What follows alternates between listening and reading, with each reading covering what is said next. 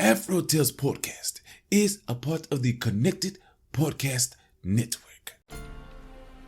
Ahoy, my friends. Welcome aboard the Afro Tales podcast. I'm your storyteller, Amon Mazingo. Join me as we explore the tales that grew from the people of Indigenous and African descent in the Americas and the Caribbean. After, come and see me, chef, who will impart upon you a recipe for the story you have just heard. So with no further ado, let us set sail on this new age of exploration. How the Earth Began. In the beginning, there was no sun, no moon, no stars. All was dark, and everywhere there was only water. A raft came floating on the water. It came from the north. In it were two persons, Turtle, Anosoma, and father of the secret society, Pehipe. The stream flowed very rapidly. Then from the sky a rope of feathers, called Pokelma, was let down, and down it came Earth Initiate. When he reached the end of the rope, he tied it to the bow of the raft and stepped in. His face was covered and was never seen, but his body shone like the sun.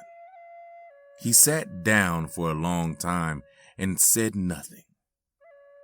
At last, Turtle said, "Where do you come from?" And Earth Initiate answered, "I come from above." Then Turtle said, "Brother, can you not make for me some good dry land so that I can sometimes come up out of the water?" Then he asked another time, "Are you going to make any people in the world?" Earth Initiate thought a while, then said, "Yes." Turtle asked, "How long before you are going to make people?" Earth Initiate replied, "I don't know. You want to have some dry land. Well, how am I going to get any earth to make it of?" Turtle answered, If you will tie a rock about my left arm, I'll dive for some." Earth Initiate did as Turtle asked, and then reaching around, took the end of a rope from somewhere and tied it to Turtle. When Earth Initiate came to the raft, there was no rope there. He reached around and found one. Turtle said, "If the rope is not long enough, I'll jerk it once, and you must haul me up. If it is long enough, I'll give 2 jerks, and then you must pull me up quickly, as I shall have all the earth that I can carry." Just as Turtle went over the side of the boat, father of the secret society began to shout out loud. Turtle was gone a long time. He was gone 6 years, and when he came up, he was covered with green slime. He had been down so long.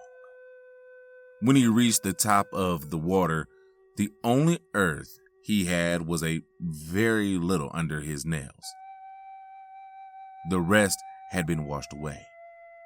Earth Initiate took with his right hand a stone knife from under his left armpit and carefully scraped the earth out from under Turtle's nails. He put the earth in the palm of his hand and rolled it about until it was round. It was as large as a small pebble. He laid it on the stern of the raft. By and by he went to look at it. It had not grown at all. The third time that he went to look at it, it had grown so that it could be spanned by the arms. The fourth time he looked, it was as big as the world. The raft was aground, and all around were mountains as far as he could see. The raft came ashore at Tadoiko, and the place can be seen today. When the raft had come to land, Turtle said, I can't stay in the dark all of the time. Can't you make a light so that I can see? Earth Initiate replied, let us get out of the raft, and then we will see what we can do. So all three got out. Then Earth Initiate said, look that way, to the east. I am going to tell my sister to come up. Then it began to grow light, and day began to break.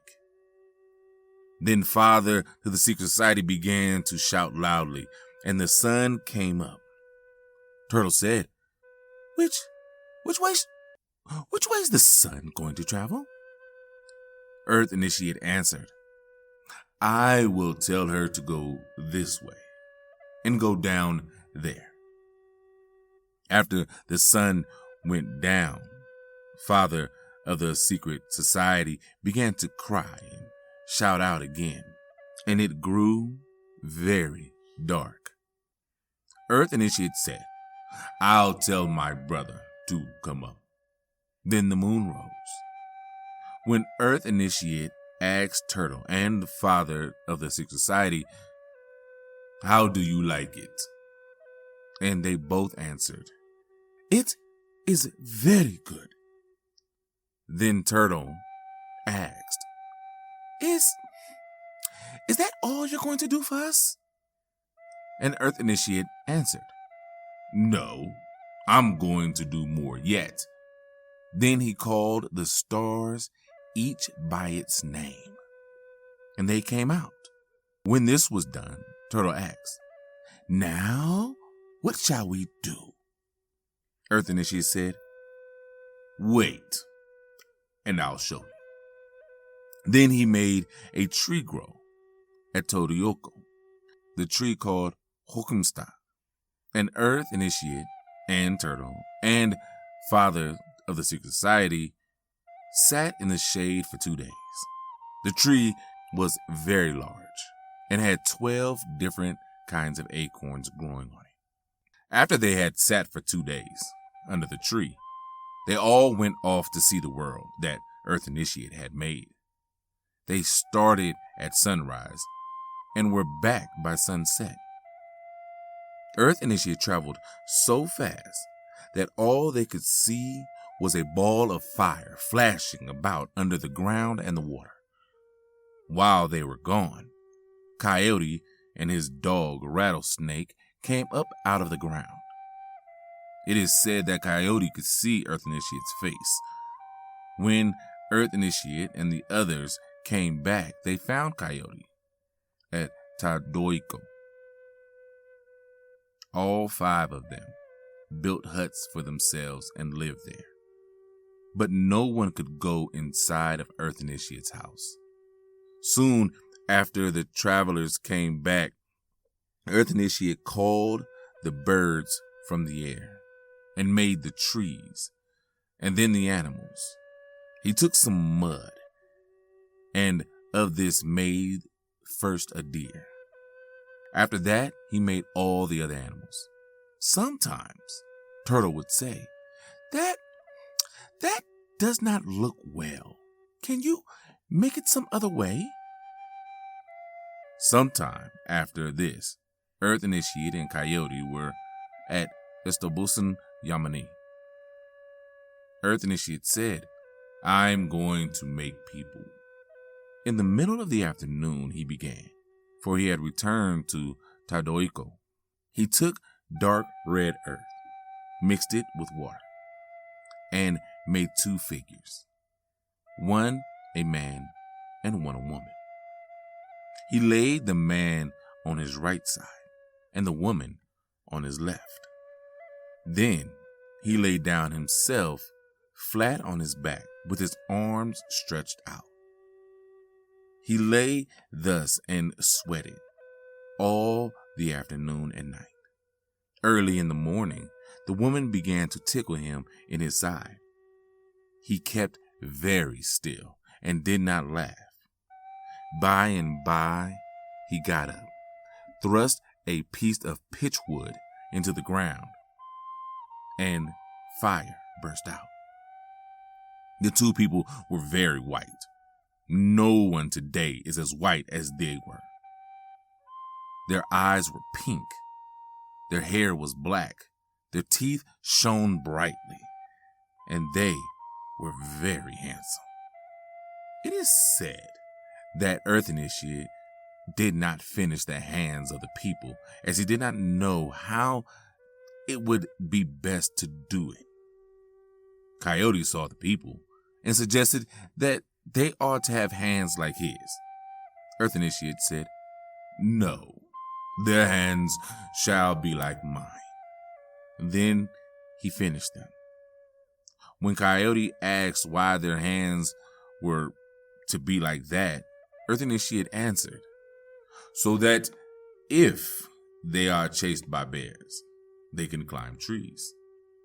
The first man was called Kuksu, and the woman, Morning Star Woman, La Irambulumkuli. When Coyote had seen the two people, he asked Earth Initiate how he had made them. When he was told, he thought, "That's not too difficult. I'll do it myself." He did just as Earth Initiate had told him, but could not help laughing when, early in the morning, the woman poked him in the ribs. As a result of his failing to keep still, the people were glass-eyed.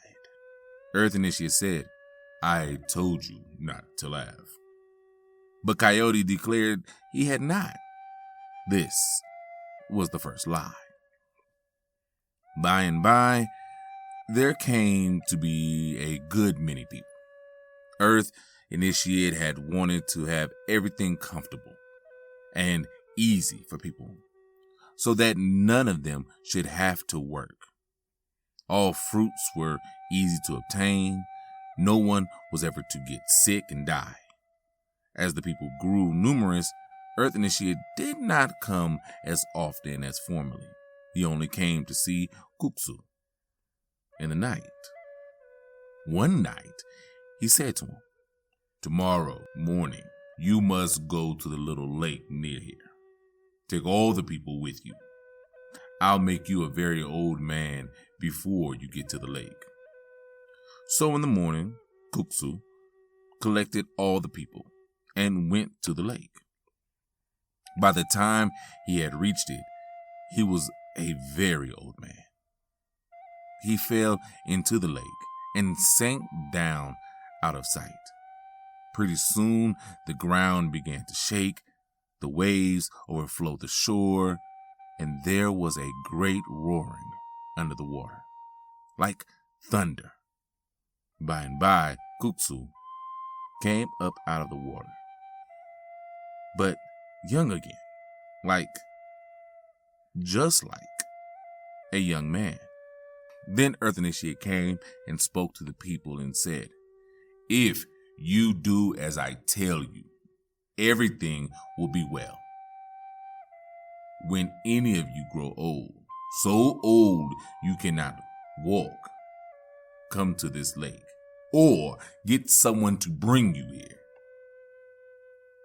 You must then go down into the water as you have seen Kuksu do, and you will come up young again." When he had said this, he went away. He left in the night and went up above.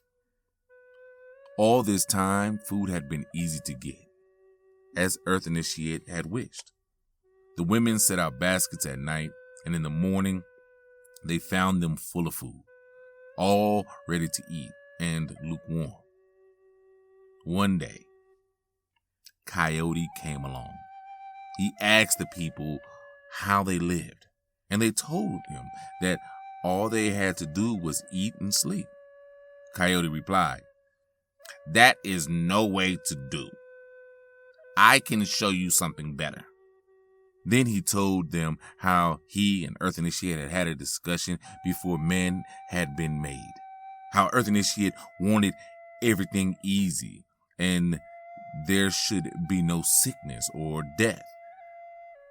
But how he had thought it would be better to have people work, get sick, and die. He said, "We'll have a burning." The people did not know what he meant. But Coyote said, "I'll show you. It is better to have a burning, for then the widows can be free." So he took all the baskets and things that people had, hung them up on poles, made everything all ready. When all was prepared, Coyote said, "At this time, you must always have games." So he fixed the moon during which these games were to be played. Coyote told them to start the games with a foot race, and everyone got ready to run. Kuksu did not come, however. He sat in his hut alone and was sad, for he knew what was going to occur. Just at this moment, Rattlesnake came to Kuksu and said, "What shall we do now? Everything is spoiled." Kuksu did not answer, so Rattlesnake said, "Well, I'll do what I think is best." Then he went out along the course that the racers were to go over and hid himself, leaving just his head sticking out of a hole. By this time, all the racers had started, and among them, Coyote's son. He was Coyote's only child and was very quick. He soon began to outstrip the runners and was in the lead as he passed the spot where Rattlesnake hidden himself. However, Rattlesnake raised his head and bit the boy in the ankle. In a minute, the boy was dead. Coyote was dancing about the homestake. He was very happy and was shouting at his son and praising him when Rattlesnake bit the boy and he fell dead.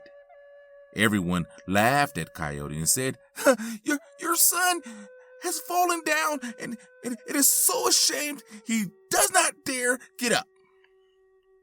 Coyote said, "No, that's not it. He is dead." This was the first death. The people, however, did not understand and picked the boy up and brought him to Coyote. Then Coyote began to cry and everyone did the same. These were the first tears. Then Coyote took his son's body and carried it to the lake of which Earth Initiate had told them and threw the body in. But there was no noise and nothing happened. And the body drifted about for 4 days on the surface like a log. On the 5th day, Coyote took 4 sacks of beads and brought them to Kuksu, begging him to restore his son to life. Kuksu did not answer. For 5 days, Coyote begged. Then Kuksu came out of his house, bringing all the beads and bear skins and calling to all the people to come out and watch him. He laid the body on a bear skin, dressed it, and wrapped it up carefully. Then he dug a grave, put the body into it, and covered it up. Then he told the people, "From now on, this is what you must do. This is the way you must do until the world shall be made over." About a year after this, in the spring, all was changed. Up to this time, everybody spoke the same language. The people were having a burning.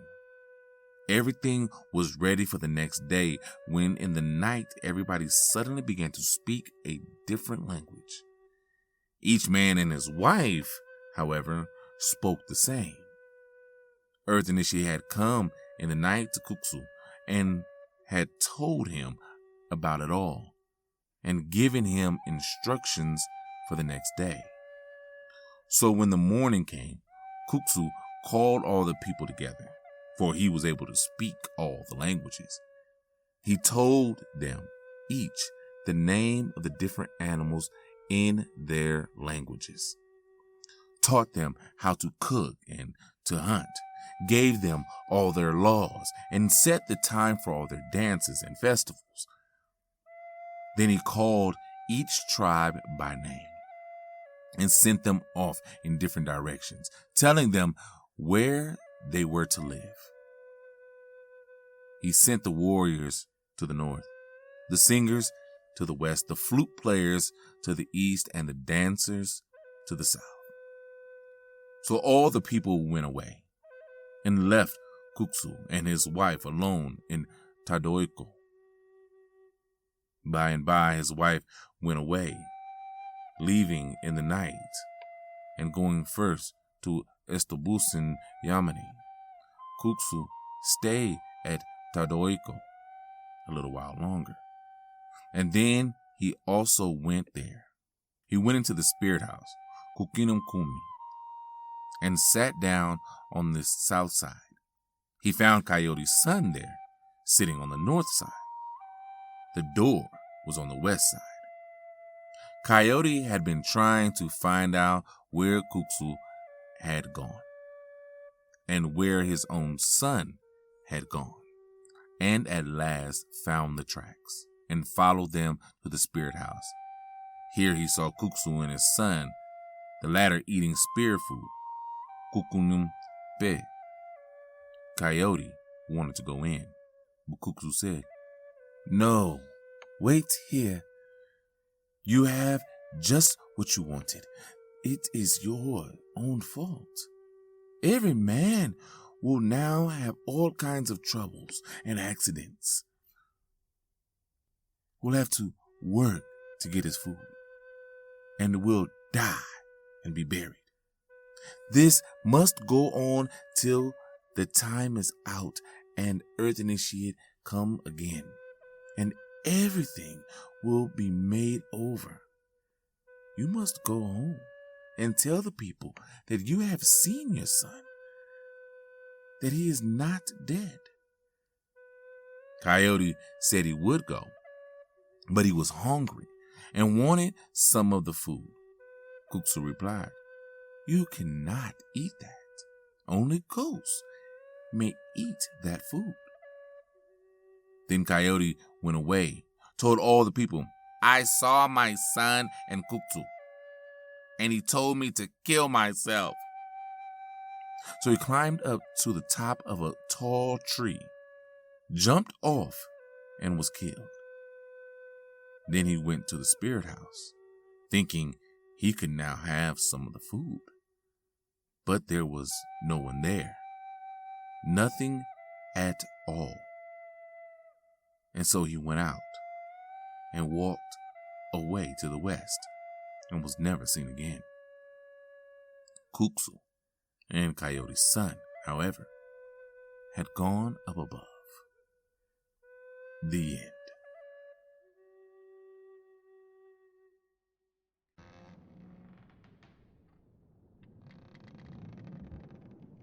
Wow, another great story. Another great Native American story. This version of the Maidu creation story comes from Native American Tales and Legends by Alan A. McFarlane. And I've heard many different versions of the tale, and just like any creation story out there, there are going to be many variations of it. So this is just this version. Now, I want to apologize to the Maidu people for just butchering some of their words. I did reach out to some of the organizations to try to get pronunciations. I even watched a lady, I can't think of her name right now, but I will put her video in the show notes on how to, that she gives lessons on how to speak the Maidu language. This story took places everywhere, right? Now, we know in a lot of cultures, if you are a Discworld fan, the world is on the back of a turtle floating through space, right? I feel like that comes from, a lot of Native American cultures because the turtle is a huge thing. Some people even look at North America as what is known as Turtle Island, okay? If you were to put a turtle over it, you can kind of see what I'm talking about. I loved Turtle going down. It's like, hey, I'm gonna go down and get you some earth. And the most he comes up with is dirt under his nails. And I'm thinking to myself, like, how is that all you came up with? But, hey, he did what he gonna do. This tale reminded me, if you grew up in the Abrahamic religions, it reminds you a little bit, and you have to admit it, a little bit of the creation myth. It took turtles 6 years to get the earth. 6 days in the Bible. First there was, first the earth was made in this version, but in the Bible, day and night is made. But the Creator makes day, then he makes night, then he makes animals, then he makes humans last in his image, giving them his hands. A lot of it kind of goes together. And if you go from culture to culture around the world, you'll see that the creation myths all have a very similar starting point, a very similar sequence of events. Even evolution has a similar sequence of events. This has to happen in the beginning, and humans are made last. Period. You understand what I'm saying? That is awesome. You know what I mean? Like, that is awesome. I love that. Coyote is your serpent. Coyote is also the Native American trickster. He's your Anansi. He's your Brother Rabbit. He's your fox in some cultures. He's your trickster spirit. He's your snake, even though he has a snake as a dog in this story, which is very interesting. So he tells the first lie. He experiences the first death. He experiences the first tears. He introduces pain and suffering into the world, much like the serpent is said to do in the Bible. That's from two different cultures on two different sides of the world, both having a similar being introduce these things into the world. You know what I'm saying? Just check that out. Think about that. There's not much to analyze about this story. I mean, I can probably go on and on about the similarities between the different creation myths and how, when you break them down, they have similar stories on why humans go through what they go through today. And all of it will come down to a God creating another being going against, and people suffering for that. That's just what it is. But anyway, another great story. We're here. We have a Maidu legend. The Maidu people come from Northern California, my home state, and I can't wait to go back to Cali to, learn some more about this, these people that I knew nothing about in the 22 years I lived out there. All right. There are so many stories in your neck of the woods. If you have any, please send them my way. Let me know. Just tell me the name of the book and I will definitely look it up, get it, and, read a story from it. All right. If you have another Maidu version, another version of the Maidu creation that you want me to read, please let me know. And definitely let me know how bad I butchered these words. If you are Maidu or of Maidu descent in any kind of way, let me know. Send this story to your council and let them hear me butcher these words. All right. Anyway, go see Chef. He has I guess a Maidu recipe for you. And until next time, as always, have a blessed day.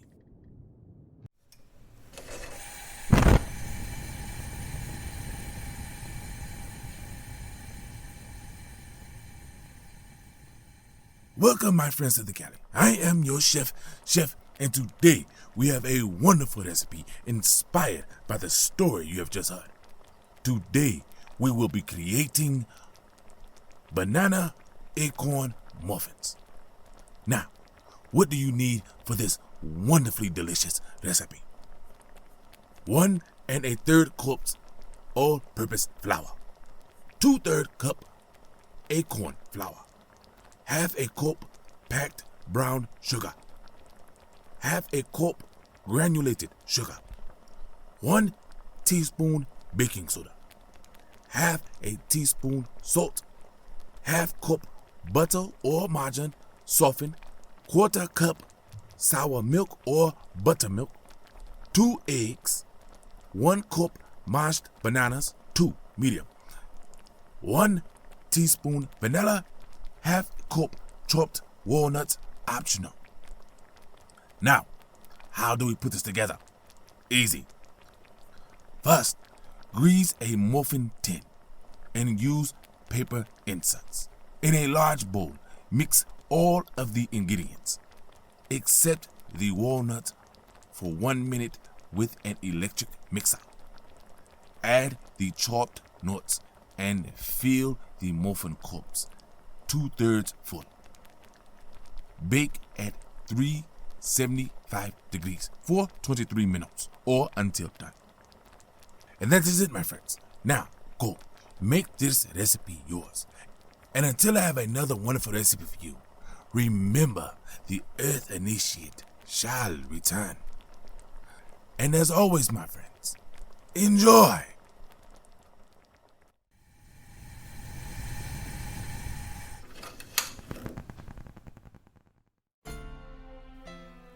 Thank you, my friends, for coming on this voyage. Thanks to Art by Chalet for the logo, episode, and shirt designs. You can get t-shirts and other items on tpublic.com. You can contact me on all socials at AfroTalesCast.